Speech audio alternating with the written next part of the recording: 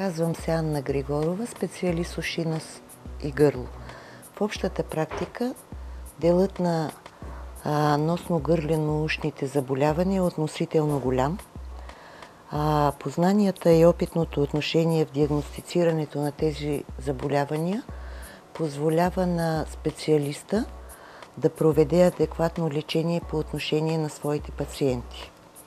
Най-честата патология, с която ние се срещаме в условията на доболничната помощ в медицински център New Medical, това са острите и хронични заболявания на горните дихателни пътища през есенно-зимният сезон и заболяванията на ушите и алергиите през пролетта и лятото.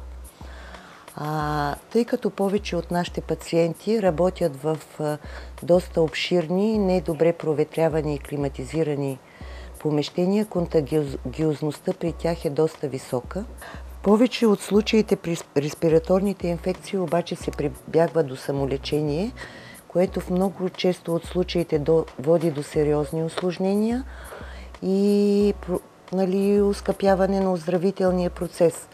Затова аз призовавам нашите пациенти при първите симптоми на заболяването да потърсят специализирана помощ, за да може да се стигне до бързо решаване на проблема с симптоматични средства, да се избегне удължаване на оздравителния процес и да се избегне скъпото лечение и продължителното отсъстване от работа.